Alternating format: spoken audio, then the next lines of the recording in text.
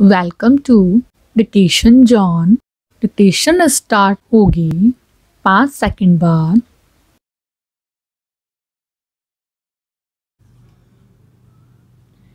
जीवन के पथ पर हमें सुंदर उपवन भी मिलते हैं और कंटीली झाड़ियाँ भी। सुख के सागर में हम गोते खाते हैं तो कभी दुख का तूफान हमें भयभीत करता है, तो कभी बसंत की सुषमा हमें मनोहारी दृश्य दिखाती है, तो कभी पतझड़ का परिवेश हमारे हृदय को कष्ट देता है। जीवन यात्रा का यह पथ कभी सुरम्य घाटियों से होकर गुजरता है तो कभी ऊबड़ खाबड़ दुर्गम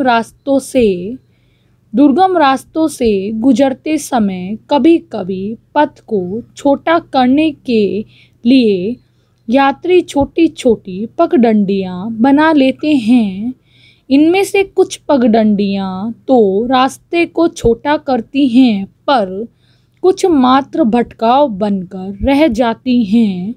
जीवन पथ पर भी ऐसी पगडंडियाँ बहुत हैं जो दिखती तो छोटी हैं और ऐसा आभास भी देती हैं कि वे मार्ग तक पहुंचा देंगी, पर वो कहीं भी पहुंचाती नहीं हैं।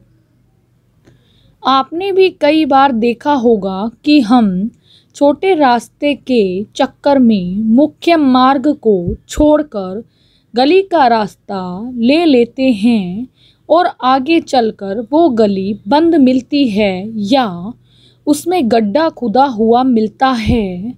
हमें फिर घूमकर पुराने रास्ते पर आना पड़ता है और फिर अंततः वो रास्ता लंबा पड़ता है। दुख के क्षणों में मनुष्य ऐसी भूल अक्सर कर बैठते हैं जब वे छोटे और सरल रास्ते के लालच में मुख्य मार्ग को छोड़कर कहीं और की यात्रा पर निकल पड़ते हैं। जीवन का मुख्य मार्ग, जीवन का राजपथ धर्म का मार्ग ही है। सुख आए अथवा दुख, इस राजमार्ग को छोड़ने की भूल हमें कभी नहीं करनी चाहिए, क्योंकि अंततः गंतव्य तक पहुंचाने का कार्य मात्र राजपथ ही करता है। पाप, पतन, अनीति का मार्ग शीघ्र सफलता का स्वप्न जरूर दिखता है, परंतु पहुंचाता कभी भी नहीं है। हमारी चाहतें शीघ्रातिशीघ्र पूरी हो जाए, इस लालच में लोग धर्म व सदाचार का पथ छोड़कर अपूर्ण महत्वाकांक्षाओं की पूर्ति के लिए निकल जरूर पड़ते हैं, परंतु वो पथ मात्र कीचड़ भरे दलदल में पहुंचाने के अतिरिक्त कुछ भी नहीं करता। धर्म का पथ समय साध्य हो या कर्तव्यों से परिपूर्ण है, जीवन का मार्ग ही। उसी पर चलते हुए जीवन के उद्देश्य को प्राप्त करना ही श्रेष्ठ है व श्रेयस्कर भी। बैंक में डाकू आ गए। जहाँ बैंक होते हैं वहाँ डाकू ही आते हैं।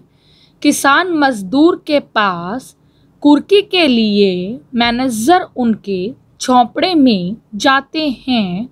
सरकार ने हर बैंक में अपने ढंग के डाकुओं की शानदार व्यवस्था की हुई है। जब मैनेजर गरीबदास को डाकुओं के आने के शुभ समाचार मिले तो उसने अपने स्टाफ को साथ लेकर डाकू भाइयों की आरती उतारी, उन्हें टीका लगाया, मंगल गीत गाए, माला पहनाकर स्वागत किया। इस बीच बैंक स्टाफ ने डाकुओं की नज़रों से समस्त प्रकार के नीति नियम छुपा दिए। तब मैनेजर ने करबद्ध निवेदन किया, हे डाकू शिरोमणि, हे विकास के अग्रदूत, हे बैंकों के अधिस्वामी, हे सरकार के संचालक, प्लीज़ आप अपने शिष्टमंडल सहित भीतर पधारिए, इसे आप आनंद पूर्वक लूटिए। हमारे धन्य भाग कि आपने हमारी बैंक को लूटने के लिए चुना। हमारे बैंक बने ही इसलिए कि महामहिम डाकू जी आएं और लूट कर विदेश चले जाएं। पूर्व में ऐसे कई यशस्वी डाकू गण बैंक लूटकर विदेश चले गए। उन्हें देश में लाने के लिए करोड़ों रुपए खर्च करके यशस्वी अफसर गण विदेशी सैर सपाटा करने का सुख भोग रहे हैं। वे अगर बैंक नहीं लूटते तो अफसरों को मौज मस्ती का मौका कैसे मिलता। आपसे भी सादर आग्रह है कि आप इस बैंक को पूर्ण मनोयोग से लूटें और मेरा मनोरथ पूर्ण करें। अनुरोध है कि आप अपने शिष्टमंडल सहित लूटपाट का मनोहर सांस्कृतिक कार्यक्रम संपन्न करें। आपकी सेवा के लिए मैंने गार्ड को तिजोरी तोड़कर धनमाल आपके सम्मुख यहीं लाने के लिए आदेशित कर दिया है। आप अंदर लॉकर रूम में जाएंगे, फिर बंदूक दिखाएंगे, तिजोरी तोड़ेंगे। ऐसे में आपका श्रम लगेगा जो मुझे नाचीज मैनेजर के लिए अशोभनीय होगा। प्लीज़ आप विधि पूर्वक बैंक लूटकर विदेश चले जाइए। मैनेजर के श्रीमुख से ऐसे पवित्र विचार सुन डाकू मुखिया सत्येंद्र सिंह ने हाथ जोड़कर विनम्रता से कहा, हे किसान कुर्की कारक, हे मजदूर खाता मारक, हे गरीब संहारक, यह सच है कि तमाम बैंक हम डाकू लोगों का बहुत आदर करते हैं। बैंक लुटवाने में आप सरकार के साथ मिलकर हमेशा आगे रहते हैं। कई बार हम डाकू लोगों की अकर्मण्यता की वजह से कई बैंक नहीं लूट पाते हैं। यह हम लोगों की भारी गलती है। ऐसे मौक़ों पर आप स्वयं ही डाकू बनकर बैंक लूटने का कार्यक्रम करते हैं। इसके लिए आपका बहुत बहुत आभार।